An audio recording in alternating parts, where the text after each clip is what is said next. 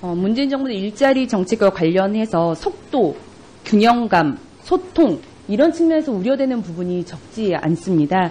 공공부문 81만 개 일자리나 공공기관의 청년 고용 비율을 3%에서 5%로 확대하겠다는 정책으로 더 많은 청년들이 지금 공시적으로 내몰리고 있는 상황입니다. 이것들이 좀 바람직한 현상으로 우리가 유도하고 있는 건지에 대해서도 좀 진지한 검토가 필요하다고 보고요. 최저임금 문제도 여러 차례 지적이 있었지만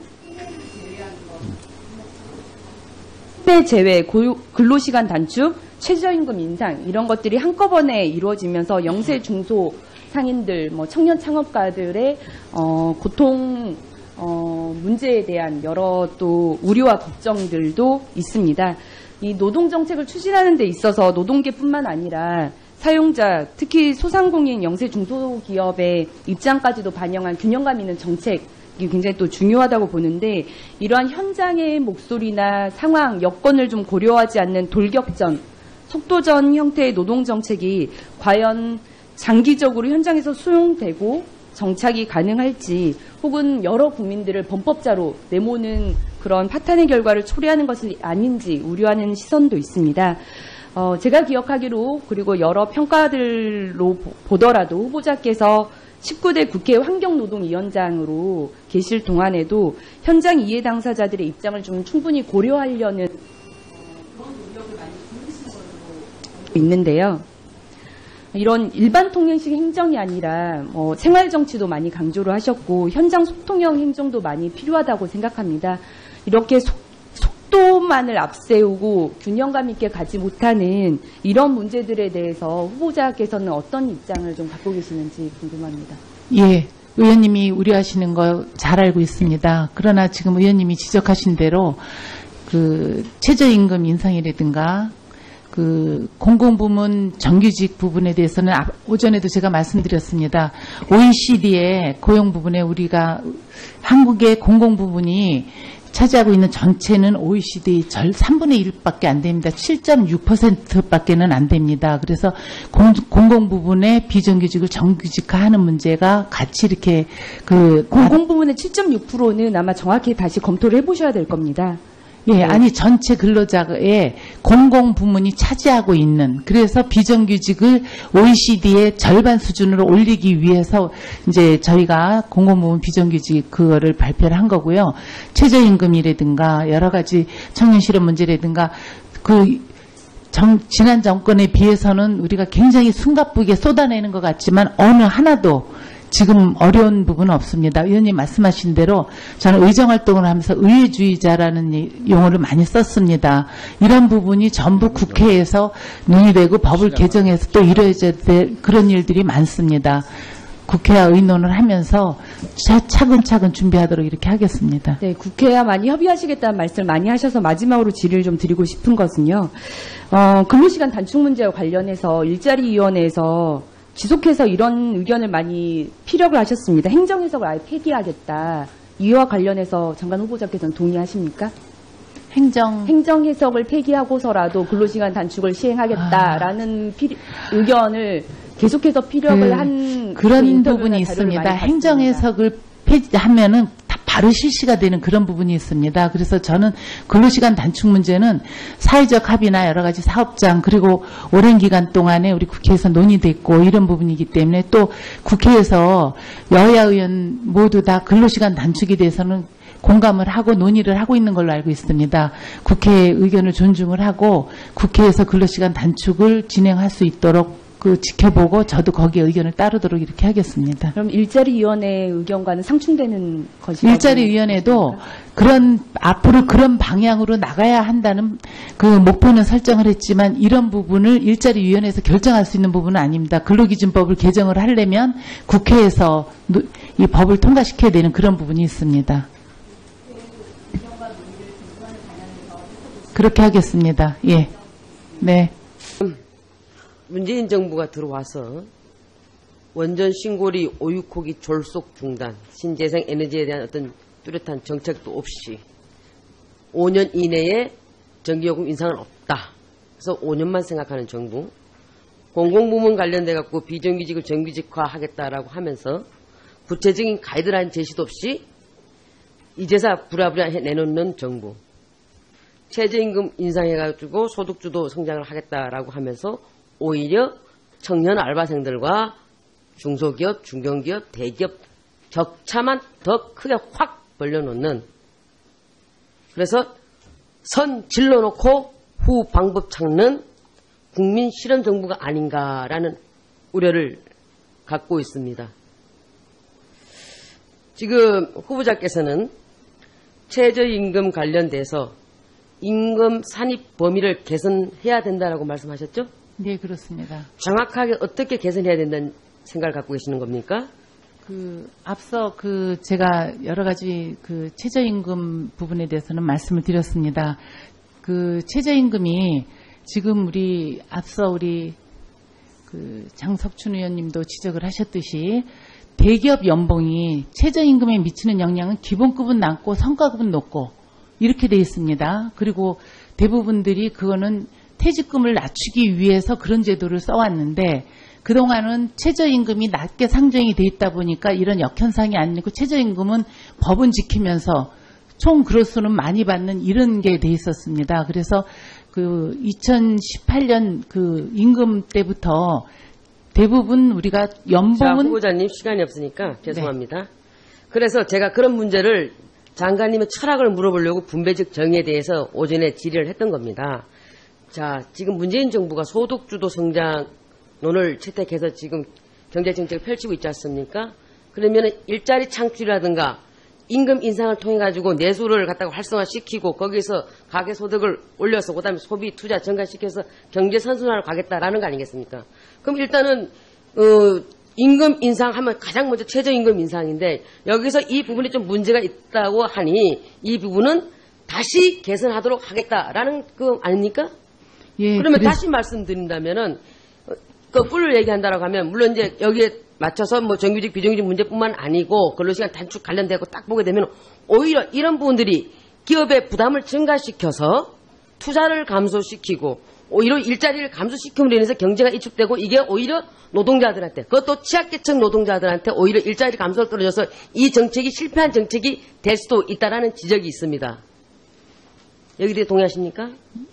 지금 의원님께서 우려하시는 부분을 여러 곳에서 우려를 하고 있습니다. 그래서 최저임금 산입 범위 등 문제는 하반기에 최저임금위원회 제도 개선 TF를 만들었습니다. 그래서 거기서 집중 논의해갖고 개선 방안을 마련하는 국회와 협의해서 추진하도록 이렇게 그러니까 하겠습니다. 바로 네. 지금 장관 후보자께서 말씀하시는 부분들이 이 정부가 지금 주창하고 있는 소득주도 성장에 이미 실패가 되고 있다는 것을 반증하는 게 아니냐라는 말씀을 드리면서 우려해서 낀 목소리입니다.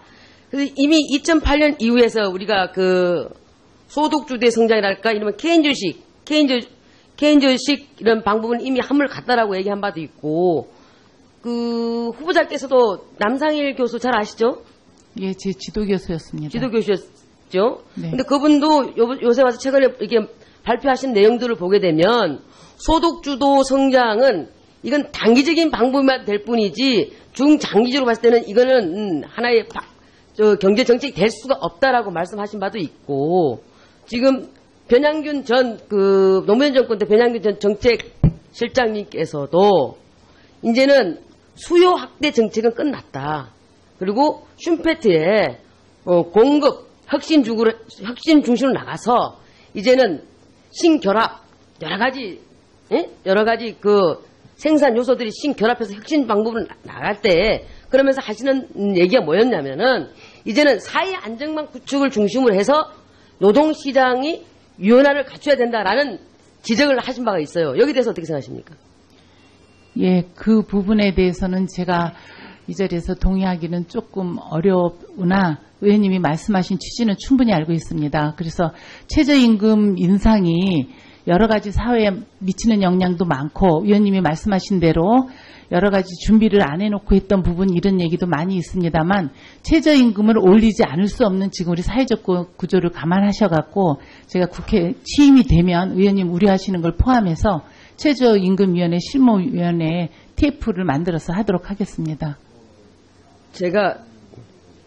장관 후보자께 뭐 일편적으로 한 국무위원 한 분에게 드릴 말씀은 아닙니다만은 전체를 중심으로 지금 드릴 수가 없으니까 장관 후보자께 드리는 말씀입니다. 정부가 정확한 플랜 짜서 구체적으로 사회적 합의를 거쳐서 정책을 실현해 옮겨야지 국민을 상대로 해서 실험을 하거나 이랬을 때는 이미 그걸 바로잡아야 할 때는 많은 예산 낭비와 상처와 갈등 이런 부분들이 번지기 때문에 우려스러워서 드리는 말씀입니다. 그리고 지금 그 비정규직 관련돼서도 그렇습니다. 지금 비정규직 개념이 정확하게 어떻게 알고 계시는 겁니까?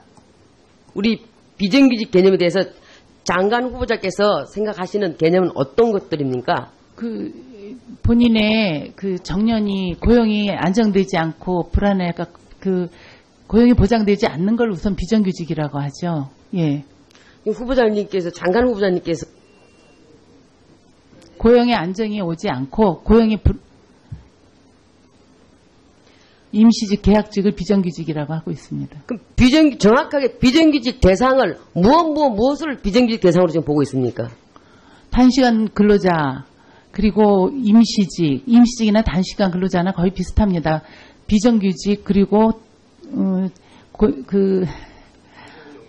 파견 근로자, 용역 근로자 모든 고용이 안정되지 않는 모든 분야를 다 비정규직. 장관 후보자님. 네. 그러면은 후보자님께서 생각하시는 지금 비정규직 숫자가 얼마나 되십니까? 지금 정부나 학계에서 통계내신 비정규직 숫자와 노동계가 지금 얘기하는 비정규직 숫자 그리고 장관 후보자님께서 생각하시는 비정규직 숫자는 어떻게 다릅니까? 어떻게 생각하십니까? 지금 제가 자료를 갖고 있는데요.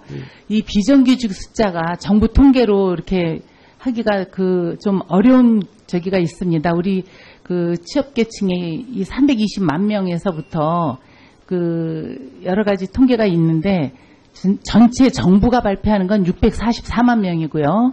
노동계가 발표하는 건 890만 명의 비정규직을 얘기하고 차이가 굉장히 큽니다. 한 300만 명 차이가 나고 있습니다.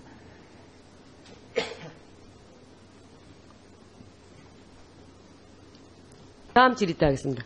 지금 마이크 안 하고. 좋습니다. 그러면은 자 지금 노동계가 발표하는 통계와 정부가 고용부죠 발표하는 통계가 지금 굉장히 차이가 300만 막 적게는 200만 차이가 납니다. 왜 이런 차이가 난다고 보십니까? 노동계가 통계를 하는 거는 임시 일용직 이런 것까지 다 포함을 하기 때문에 좀 범위가 넘고요. 우리 이 정부에서 하는 거는 정규직이 아닌 4대 보험이라든가 지금 후보자께서도 비정규직 관련돼 갖고 대상이라든가 개념에 대해서 정확하게 지금 인지하고 있지 않으신 것 같아요. 왜냐하면 이 부분 가지고는 우리가 2002년 7월 달에 사회적 합의를 통해 가지고 했음에도 불구하고 서로 느끼는 체감이 다르기 때문에 그렇습니다. 지금 후보자께서도 당장 용역하고 도급하고 뭐가 다른지 구분하면 구분할 수 있겠습니까? 예, 혼란스럽긴 합니다. 용역은 직접 용역을 주고 도급은 회사를 차려갖고 그 회사의 정규직을 뜻하는 건데 원청회사에서 용역을 주면 용역이 오면 비정규직이 됩니다. 근데 도급회사에서 인원을 용역으로 보내면 똑같은 일을 하더라도 그거는 또 정규직 개념이 되는 그런 부분이 있습니다.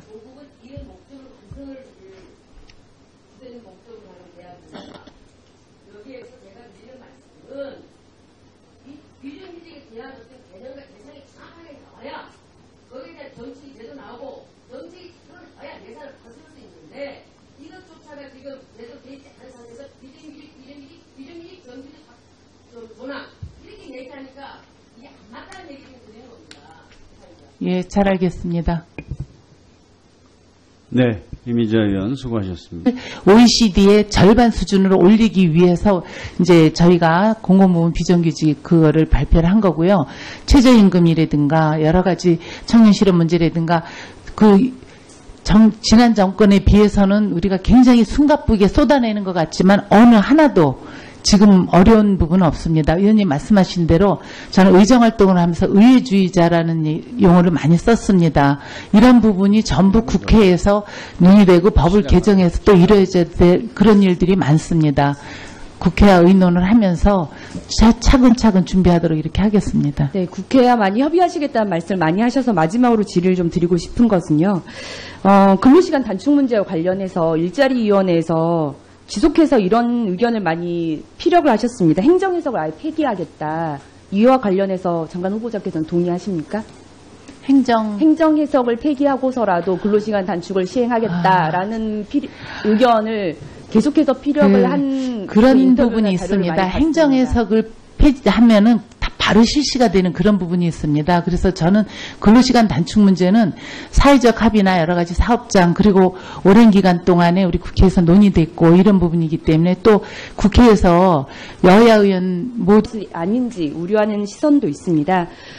제가 기억하기로 그리고 여러 평가들로 보더라도 후보자께서 19대 국회 환경노동위원장으로 계실 동안에도 현장 이해 당사자들의 입장을 좀 충분히 고려하려는 그런 노력을 많이 보이신 걸로 있는데요. 이런 일반 통행식 행정이 아니라 생활 정치도 많이 강조를 하셨고 현장 소통형 행정도 많이 필요하다고 생각합니다. 이렇게 속도만을 앞세우고 균형감 있게 가지 못하는 이런 문제들에 대해서 후보자께서는 어떤 입장을 좀 갖고 계시는지 궁금합니다. 예, 의원님이 우려하시는 거 잘 알고 있습니다. 그러나 지금 의원님이 지적하신 대로 그 최저임금 인상이라든가 그 공공부문 정규직 부분에 대해서는 오전에도 제가 말씀드렸습니다. OECD의 고용 부분에 우리가 한국의 공공부문이 차지하고 있는 전체는 OECD 3분의 1밖에 안 됩니다. 7.6%밖에는 안 됩니다. 그래서 공공 부분의 비정규직을 정규직화하는 문제가 같이 이렇게 공공 부문의 7.6%는 아마 정확히 다시 검토를 해보셔야 될 겁니다. 예, 아니 전체 근로자의 공공 부문이 차지하고 있는 그래서 비정규직을 질러놓고 후 방법 찾는 국민 실현 정부가 아닌가라는 우려를 갖고 있습니다. 지금 후보자께서는 최저임금 관련돼서 임금 산입 범위를 개선해야 된다라고 말씀하셨죠? 네, 그렇습니다. 정확하게 어떻게 개선해야 된다는 생각을 갖고 계시는 겁니까? 앞서 제가 여러 가지 최저임금 부분에 대해서는 말씀을 드렸습니다. 최저임금이 지금 앞서 우리 장석춘 의원님도 지적을 하셨듯이 대기업 연봉이 최저임금에 미치는 영향은 기본급은 낮고 성과급은 높고 이렇게 돼 있습니다. 그리고 대부분들이 그거는 퇴직금을 낮추기 위해서 그런 제도를 써왔는데 그동안은 최저임금이 낮게 상정이 돼 있다 보니까 이런 역현상이 아니고 최저임금은 법은 지키면서 총 그로수는 많이 받는 이런 게 돼 있었습니다. 그래서 2018년 임금 때부터 대부분 우리가 연봉은 자, 후보자님 시간이 없으니까 죄송합니다. 네. 그래서 제가 그런 문제를 장관님의 철학을 물어보려고 분배적 정의에 대해서 오전에 질의를 했던 겁니다.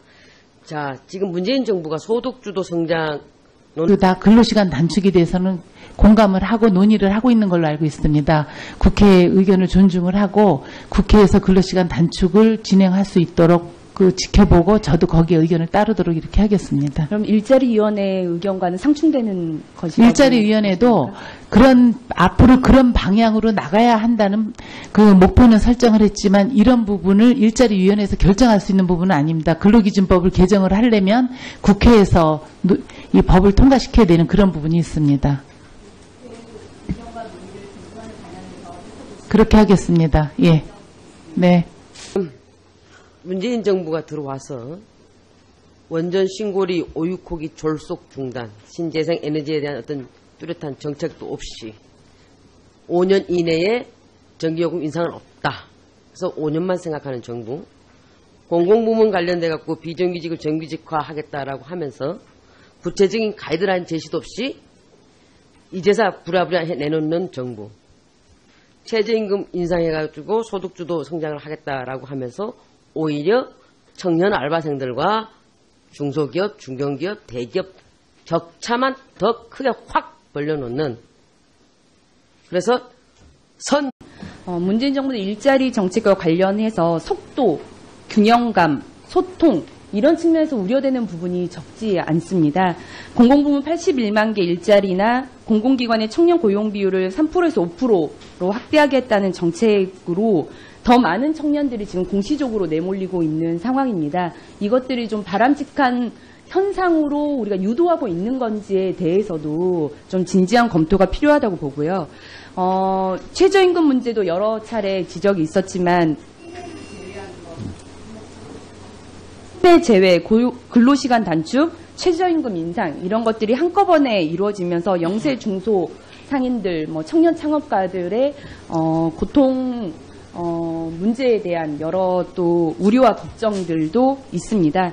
이 노동정책을 추진하는 데 있어서 노동계뿐만 아니라 사용자, 특히 소상공인 영세 중소기업의 입장까지도 반영한 균형감 있는 정책이 굉장히 또 중요하다고 보는데 이러한 현장의 목소리나 상황, 여건을 좀 고려하지 않는 돌격전, 속도전 형태의 노동정책이 과연 장기적으로 현장에서 수용되고 정착이 가능할지 혹은 여러 국민들을 범법자로 내모는 그런 파탄의 결과를 초래하는 것